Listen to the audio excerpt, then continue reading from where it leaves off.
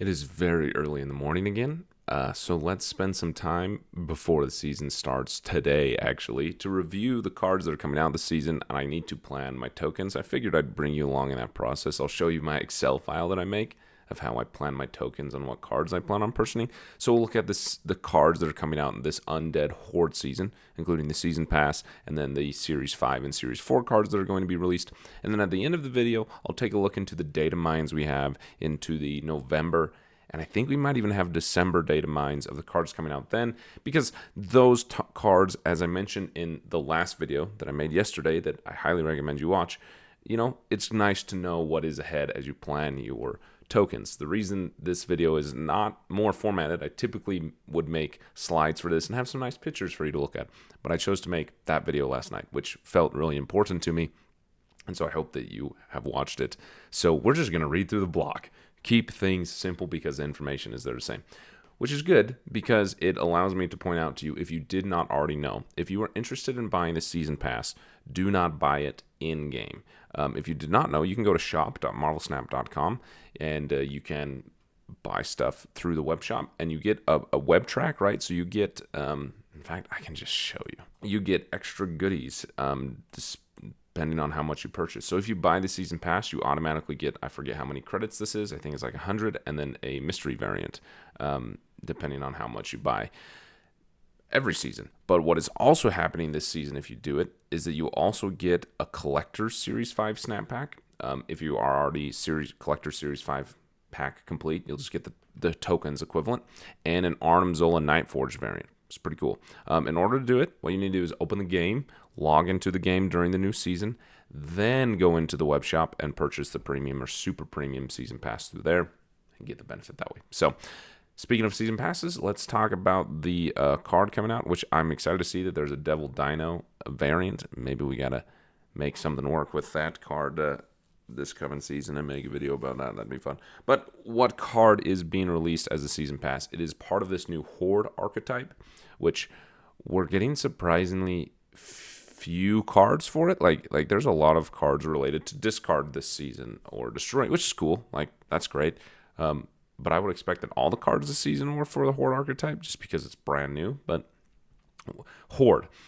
So what it is, let's take an example with a season pass card, Zombie Scarlet Witch. She's a 3/2, which text says after you play a card here, pull Horde +2, and so it repeats. Think like Angela or Hope Summers, where you can continually play into that location multiple times per turn, right? That kind of silky smooth, or what does MJ call it? I don't know. All he says is we call it something because something rhymes with Pringle and Pringle rhymes with Mingle, and like something I can't remember. Anyway,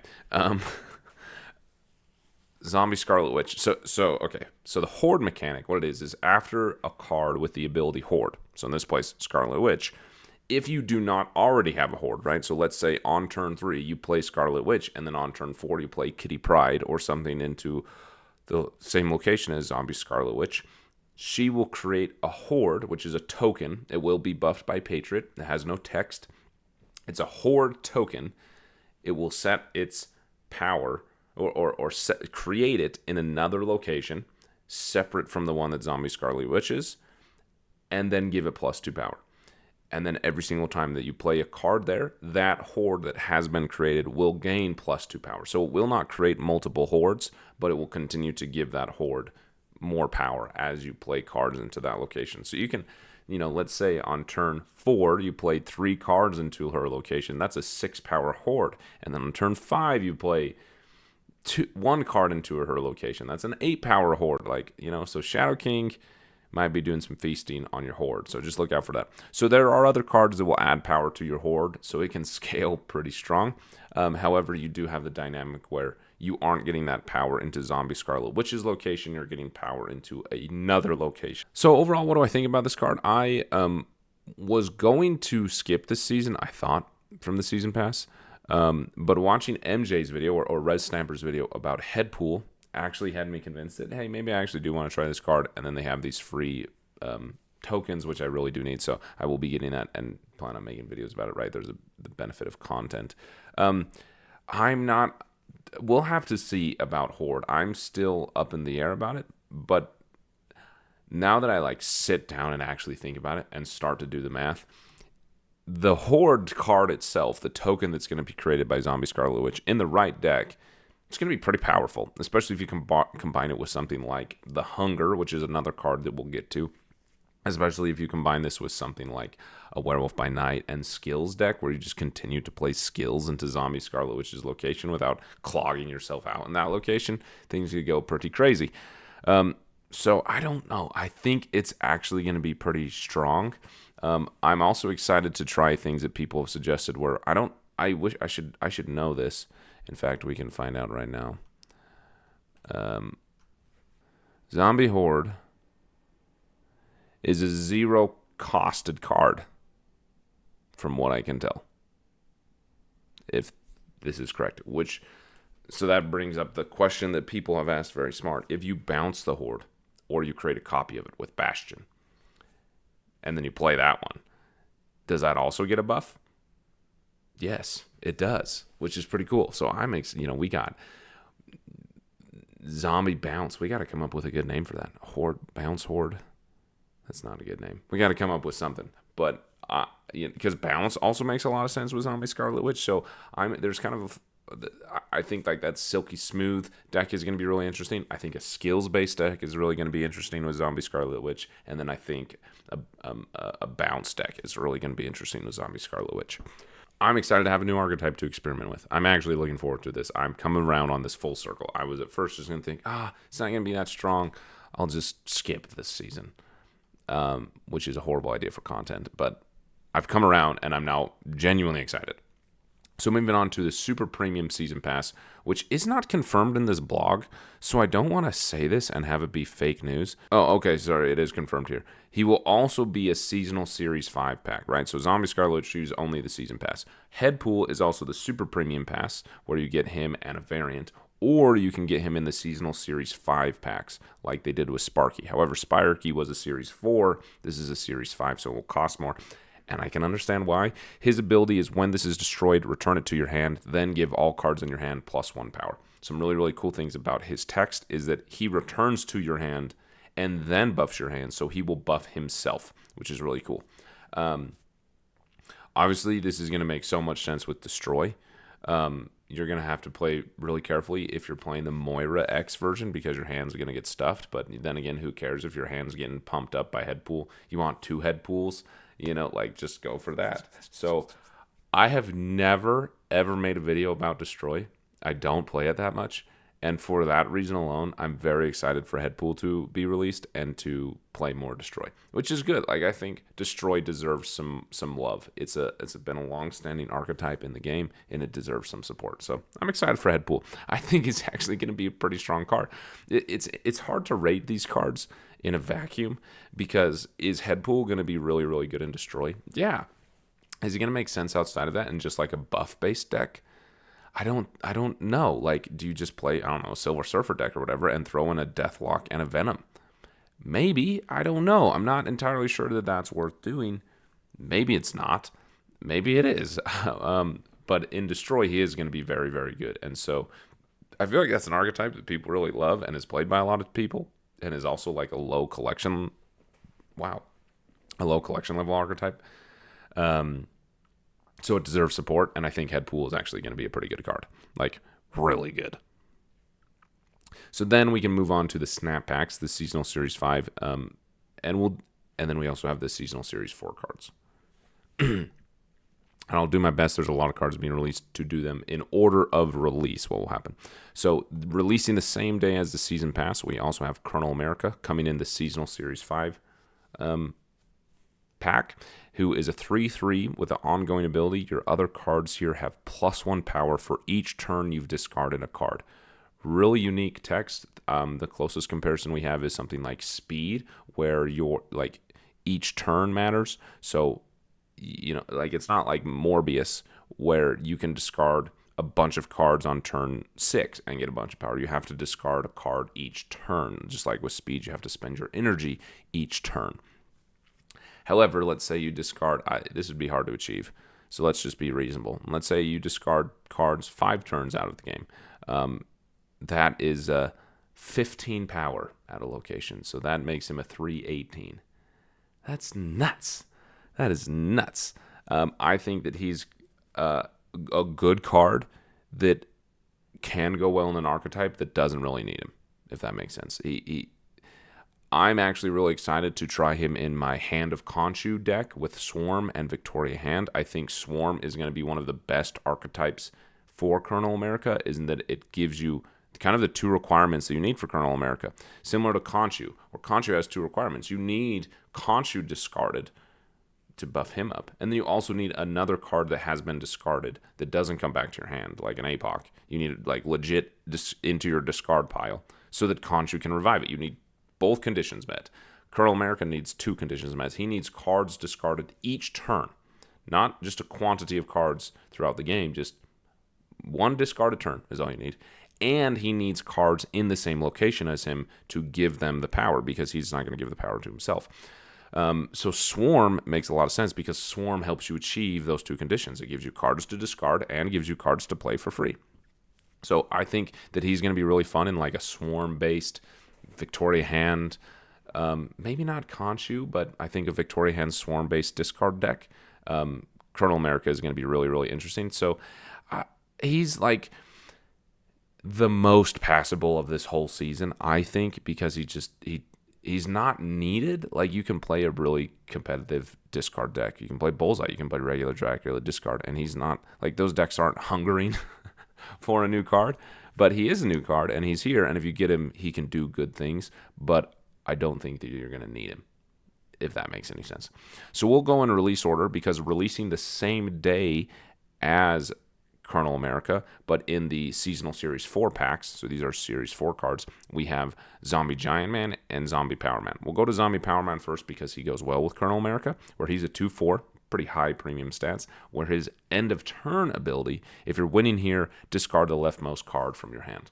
So he's, as that end of turn text requires, it's each turn. You can easily get those procs on Colonel America with Zombie Power Man. However, the interesting thing is that everything that you can discard like perpetually, think of an APOC, a Swarm, a Scorn, always returns in the right side of your hand.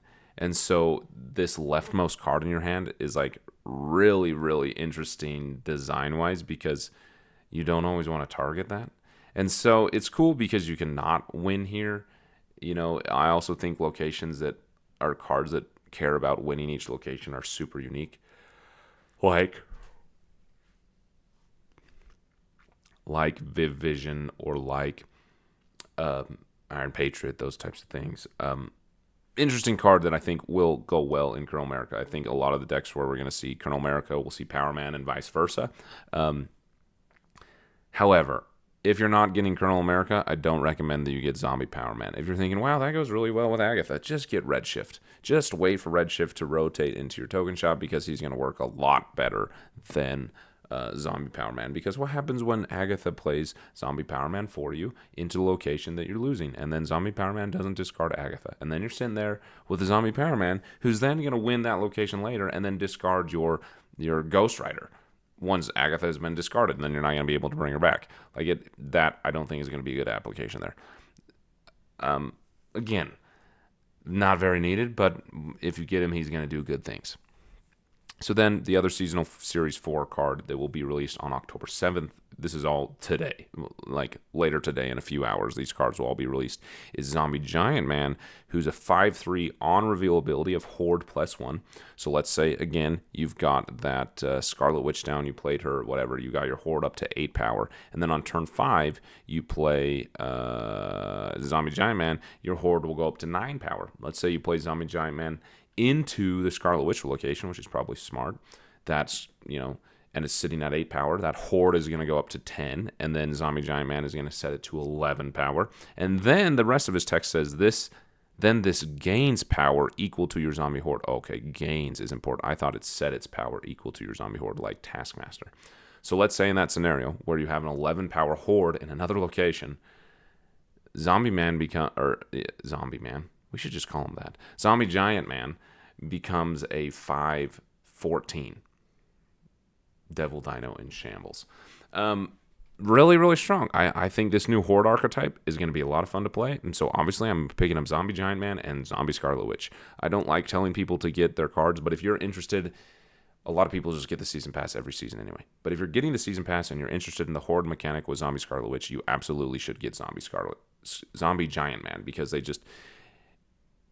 it allows you to, because you're going to put so much work and so much effort into building this Horde up through Zombie Scarlet Witch. You also need the ability to get power in another location, right? You're putting all this power into your Horde.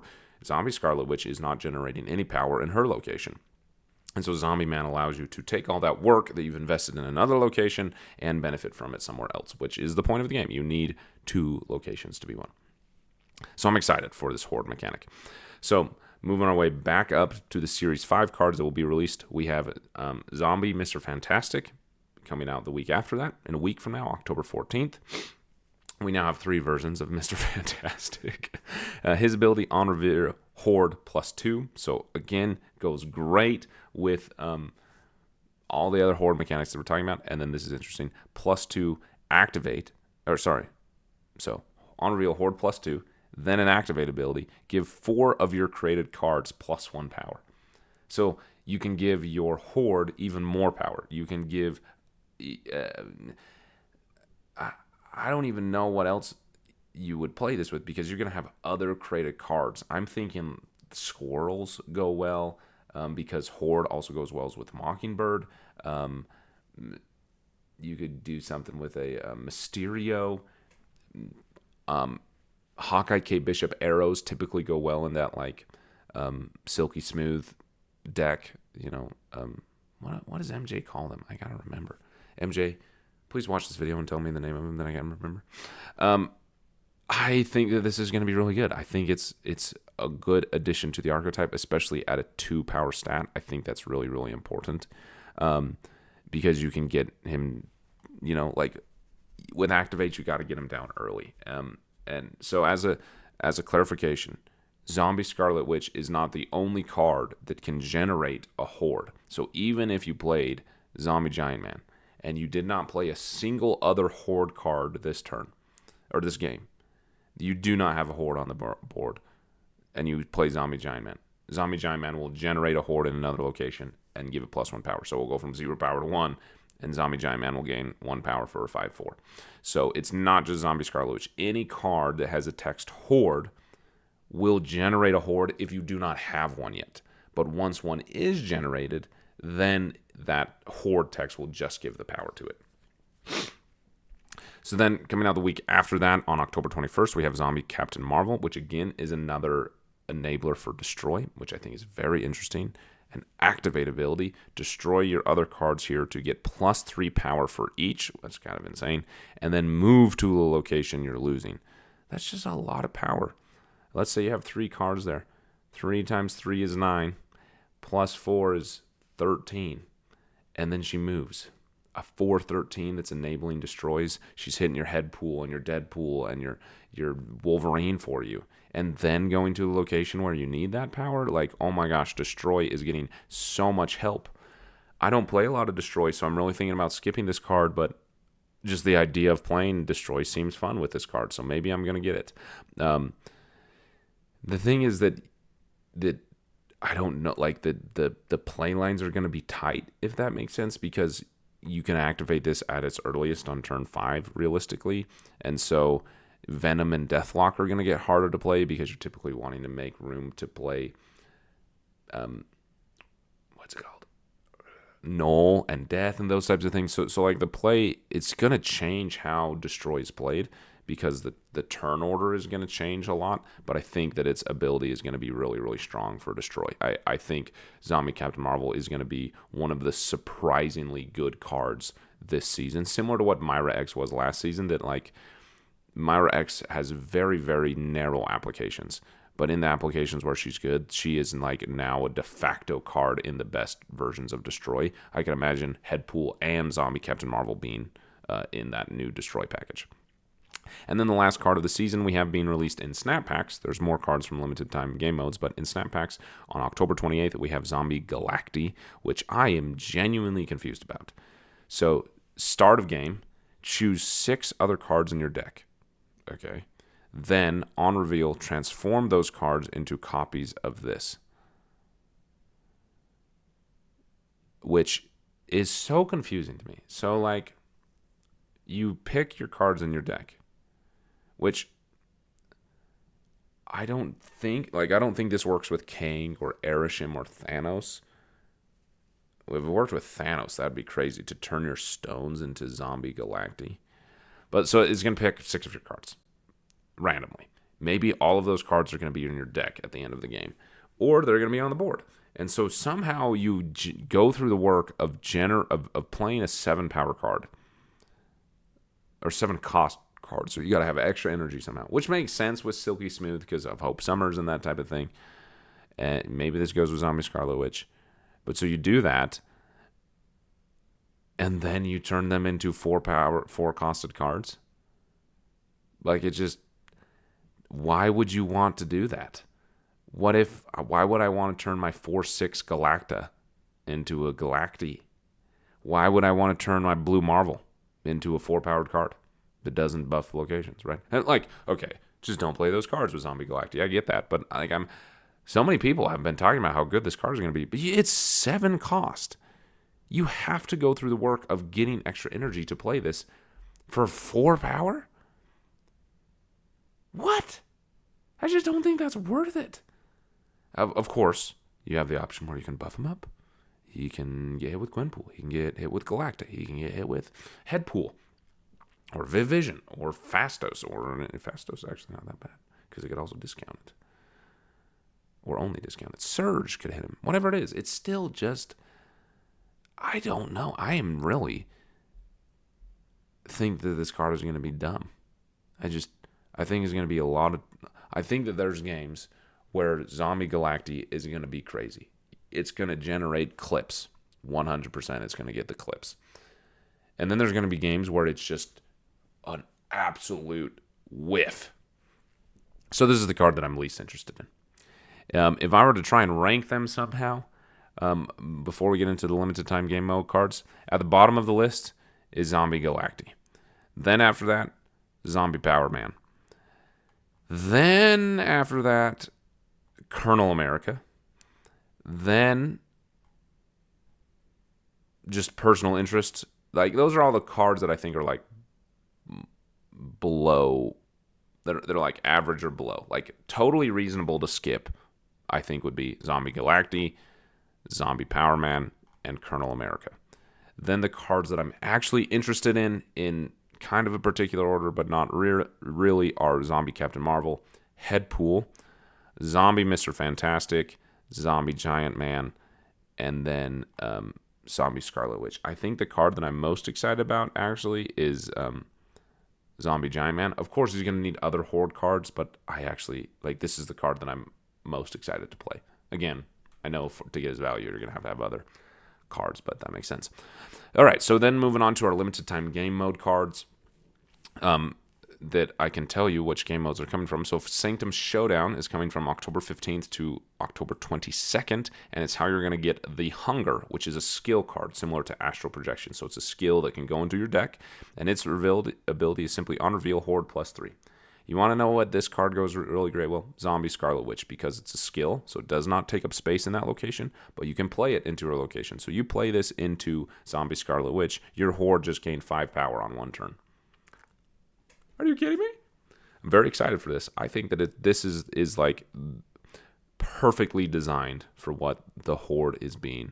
I think I'm very, very excited to play this card, and I'm going to be very, very sad when someone just Shadow Kings my Horde after all the work I put into it. But I'm very excited for the Hunger. Again, that is coming from Sanctum Showdown on October 15th to October 22nd. Then we have Grand Arena with new champions. I'm extremely excited for this. I'm so glad they're bringing it back. It's coming from October 22nd to November 3rd. That's the last week of the season. That's from a Tuesday to Tuesday, the very, very last week of the season. And that card will be a Zombie Sentry, which is interesting. He's a 3/4 on reveal Horde +1 for each of your cards at the right location. So you just make Zombie Scarlet Witch location the right one, and then you just feast, like literally with the Horde. Like that. I just think I'm very, very excited for the Horde archetype. I can't wait to get Zombie Sentry and just have all the Horde cards in one deck and just feast on the hunger. I'm very, very excited for this Horde archetype. I think it's going to be fun to play if you go all in on Horde. I think if you're missing a card or two, it's going to be hard to get true value from it. I think that you're going to be able to do things with Zombie Scarlet Witch alone to get your Horde powerful enough that it is valuable. The challenge that deck will have is then, well, how do you generate value in a second location and win the game? And I think that these other cards like Zombie Sentry and the Hunger and Zombie Giant Man are what going to allow that archetype to actually be viable in winning 2 locations, which is super important in Marvel Snap. So you're kind of all in or you're all out, I think, with Horde. I'm excited to play the new archetype. It matches my playstyle. I really like Hope Summers, Angela style decks, and that's what Horde is kind of about from what we can see so far. So I'm excited to give it a whirl. All right, so now really quickly, before we go and look at the cards that are coming out in the next seasons, which I'm actually really excited about, I'm going to show you the math that I did to calculate what cards I'm going to potentially spend on it and what my spending could look like. You could do this with pen and paper. It gets a little bit complicated because you got to calculate how many credits and tokens you think you could earn. And I did very lazy math. You can see it over here. I could do better math to get precise. And there's articles out there that I'm not going to find because I'm in a hurry this morning. But you can find them if you Google them. I know Marvel Snap Zone or Lauren Whatevs is a great resources when it comes to calculating your resources. Their resources are helping you calculate your resources. That is a sentence that is also very accurate. They are very helpful. But I just did a quick estimate based on the credits that you get each week and how those credits can convert to tokens if you're doing upgrades and whatever. This is a very low estimate. The amount might actually be higher. But depending on if you get the rewards each weekend and depending on if you get the season pass, right? Roughly, as a free-to-play player, you can get about a little bit more than that, but let's just round down for the sake of simplicity, about 6,000 credits per season, if I understand that right, just from the collection track. You also get 1,358 from your daily login rewards. If you buy the season pass on the website, you'll also get 4,000 additional credit or tokens. And then if you're doing your weekend missions for each card, you can get a varying amount there. So roughly, if I take my existing amount of credits and how much I can earn, I'm thinking that I'm going to have about 25,000 credits throughout the course of the season. If I get every single card through the collector's pack, I will spend 25,000 credits and I will be down to 450 credits. The problem is that I have other cards in the collector's pack. So if I whiff on one of the packs, I'm going to be in a tough spot. So I'm doing some evaluations here and thinking, okay, Colonel America and Zombie Power Man, I'm not totally interested in.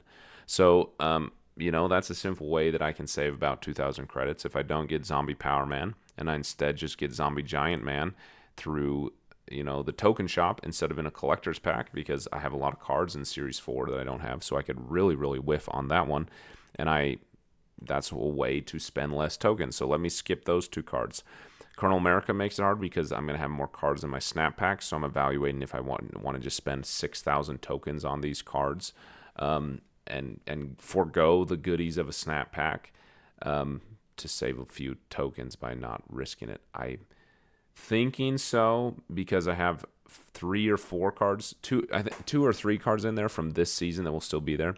So if I do this for the Horde season, when it comes around to the November season that we're about to look at, the only card that I'll have in Seasonal Series 5 cards is Colonel America, and I'd be okay with that. So I think that this is actually going to be my game plan for this season, where I'm going to get Zombie Giant Man, Zombie Mr. Fantastic, Zombie Captain Marvel, and Zombie Galacti in the token shop. Forgo snap packs, resist the urge to gamble coming from my last video that I made that I hope you watched, and I'll be down to about 4,000 credits. This is a low estimate. It's actually probably going to be higher because there's other rewards that I'm not accounting for, like from the web shop track or if I buy bundles, those types of things. But it's going to be really, really close. So we're going to see. So yeah, that's how I do my math, just as like a simple note. All right, we moved around a little bit so that we can look on Marvel Snap Zone, which is a great resource. They have great resources to help you calculate how many resources and credits and tokens you can earn free to play. Lauren Whatevs is with Marvel Snap Zone. Anyway, they have the data mine of what cards are going to be coming out in the November season. So we're going to take a look at those as I kind of evaluate my tokens and really kind of have to go all in on that spending that I just showed to you. So coming as the season pass card next season is Spider-Punk, who is a 3/2. This is what he's data mined at. So everything moving forward from this point on could change, but he's a 3/2 with the ability.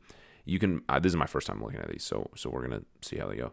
But you can move this once. When this moves to the location, steal 2 power from the highest power enemy card there. Dang, that might be pretty good. As I'm reading this, I remember that I watched MJ Res Snapper's video about the data mine cards. So this is not like my actual first time looking at them, but thinking about them. And something that I think he pointed out is that this doesn't have the like once per turn or once per game limitation of Spider-Man 2099. So it may be only to move once on its own, but you can move it with Topaz, you can move it with Zorn, you can move it with Heimdall, you can move it with Madame Web, you can move it with Ghost Spider, Iron Fist, and all of those things, with Spider from Penny Parker. On all of those things are going to allow it to steal power. I think this card is going to be insane. I'm stoked for that. But that is the season pass. Is this the super premium season pass? I think this is Superior Spider-Man is a super premium season pass. I'm thinking, it says it's Series 5, but I'm thinking that's the super premium season pass. Its abilities, end of turn. If you have a card with increased power in play, you get +1 energy next turn. Are you kidding me? Are you kidding me? Hawkeye. Play Hawkeye. Play Medusa. Play Angela. Play this into Angela's location. Play this with Horde. Play this with anything. You get +1 energy next turn. Are you kidding me? This is going to be so good. Oh my gosh. Okay. Obviously very, very interested in that card. This is already feeling like where Horde I was talking about, or Colonel America that I was talking about, like their application is going to be so narrow that if you're interested in playing those decks, they're going to be good. This is just like quality. Like this is just a good card that like you will want to play this. Where like Colonel America and even the Horde archetype is like, well, if you want to play that, maybe get the card. Where this is just straight up you're going to want to play this, so you need to play it. Like, it's just that straightforward. Okay, so then I missed this one, which I think is probably going to be in the snap packs, which is Man Spider. On reveal, merge the last card you played into this. When this merges, double its power. Okay, that could be crazy. You play a 4/10. You play you play a Typhoid Mary. Because then you can get rid of the downside of Typhoid Mary. You play Typhoid Mary, this becomes a 5/22. Oh my gosh! These cards are so good. Okay, wow, that's actually really, really good. Really, really good. Okay, then a Series 4 card. Web Sling as this is a skill. On reveal, next turn you can move one of your cards away from your own. My gosh, yeah, see, now Spider-Punk is getting even better move cards in general. Oh my gosh, that's crazy. These cards are so good. I'm getting amped for this season. Okay, then we have the next card being released on November 11th. Ezekiel Sims. After you play a card with higher power here, give this +2 power and move this to another location. Isn't Ezekiel Sims related to Silk in some way? The character in the lore? I don't know. I think was MJ saying that? So his ability is like Silk, which, just plays Silk into his location, then he becomes a 2/4, and then moves. Oh my gosh, I'm like already dreaming up about like a Silky Smooth Hydra Stomper style deck. I am getting so excited for these cards. This is going to be really good. This one's going to be like, if you don't like playing Silk, you're not going to like playing Ezekiel Sims, but he's going to be high quality. Yeah, watch, play Ezekiel Sims and then play Superior Spider-Man into his location. He's more power. Ezekiel Sim gets more power. He goes into another location, and then you get extra energy. Like, oh my gosh, you're just going to be loving it. Okay, the Hunger, yeah, we're okay with that. And then The week after that, November 18th, Spider-Man Noir as a 4/4.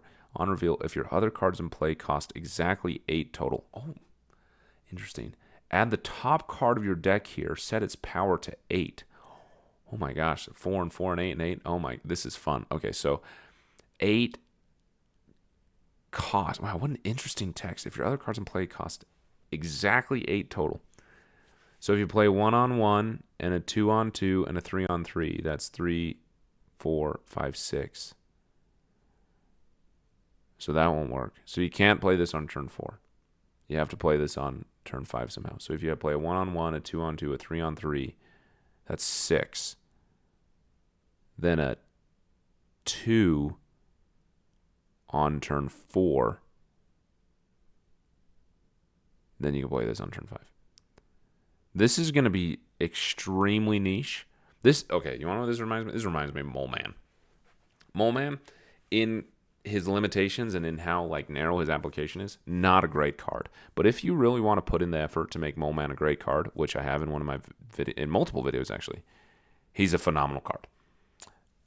Really fun to play and can really have some high power scaling. I think Spider-Man Noir is going to be just like that. Kind of niche. I think he's going to be very skippable for a lot of people, but I think he's going to be lots of fun. Okay, so then we have the week after that. This is a limited time game mode event. A chameleon. On reveal, copy the text of another card you reveal here this turn. And I think remember reading that this was a 3 cost. If it is a 3 cost, you know how crazy you could go with Mystique? You play an Iron Man. You play a Devil Dino on 5, and then Mystique and Chameleon on. Well, your Devil Dino would have to not die.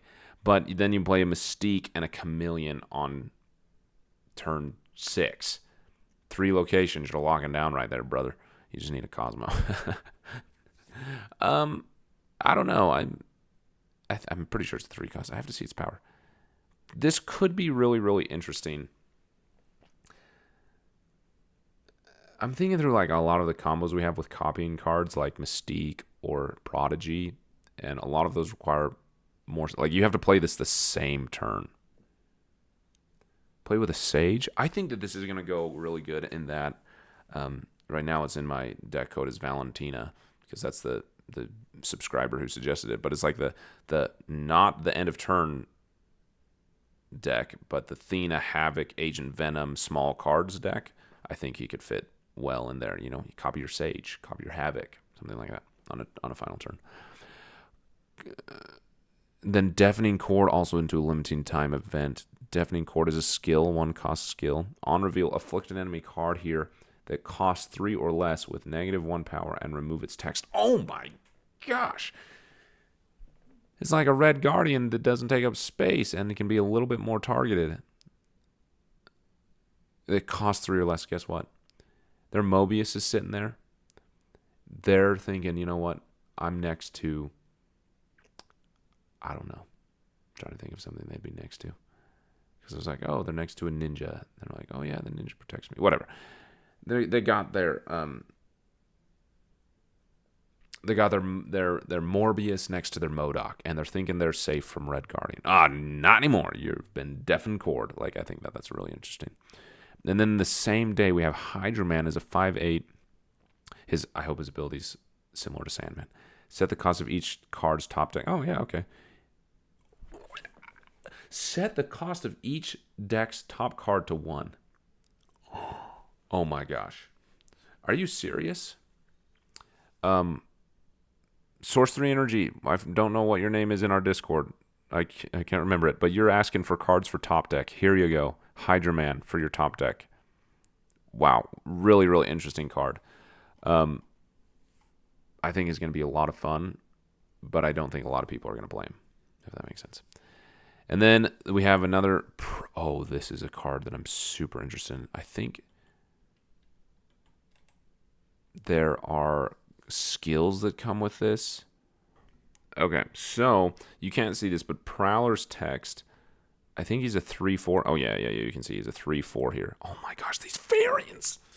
I've never been more excited for a card, honestly. I'm very excited for this. Okay, so his ability, on reveal, Add 2 Thief's Tools to your hand. Set their cost to 0 if a card... Oh my gosh, okay, I should read the whole text box. Set their cost to 0 if a card moved last turn. You moved Spider-Punk last turn? You're discounting Miles. Oh, the synergy with Miles with Prowler? Because they're related? Oh my gosh. Okay. Man, who designed this? Who designed this? Give them a raise. Okay, anyway.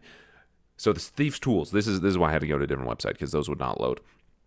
There are 3 different ones. I thought there was a 4th, but I'm not seeing it. So let's just go with these 3. I don't know. These are good enough. They're all skills, which are important. They're not 0 power card. They're all skills, so they're not taking up space. Flight Harness, which is on reveal. Give your highest power card here +1 power and move it to the right, which means that the next turn, another skill will be 0 cost. Are you kidding me? Are you kidding me? Or you want to know what else Prowler's going to love? Grandmaster. Get 2 more skills for free because a card moved because of Grandmaster. And you got, oh my gosh, this card. This might be the best card released in the game. That's hyperbolic, but I'm just really excited about this. Okay, so that's Flight Harness. Remote Mines, on reveal, afflict the highest power enemy card here with -2 power. That's pretty good. Give your high, and then Verbal Shock Gauntlets, on reveal, give your highest power card here +2 power. You get +1 energy next turn. Oh my gosh, this card is so good. Save your tokens for this card. When is it being released? Let's go back over here. Okay, this card is being released November 25th. Coming back to it, so like a month and a half away. But save your tokens for this. This is a Series 5 card. Amazing card, Prowler. Okay, and then we get into December, where a lot of these cards don't have text, but it looks like Weapon X maybe. Yeah, they don't have text, so I'm not going to review them, but man, November is looking to be a really, really good season. The cards that I'm most interested in for sure, let me go back and see, is Prowler. I think he's going to be one you want to save for at the end of the season. Prowler, those are from limited time events. Spider-Man Nora, I'm really interested in, but you could probably skip. Prowler, Web Sling, the Superior Spider-Man, I think are the cards you're going to want. Maybe Man Spider. So keep that in mind as you save your tokens. This is a new type of video. I've never made this type of video before, so let me know if it's helpful in the comments. And I appreciate every single one of you. Thank you for watching my videos. Thanks for being just like really nice people to me. I'm grateful to be a part of the Marvel Snap community, and I appreciate you watching the video to allow me to be a part of the community in the way that I am. Anyway, thanks for watching. Subscribe if you aren't already.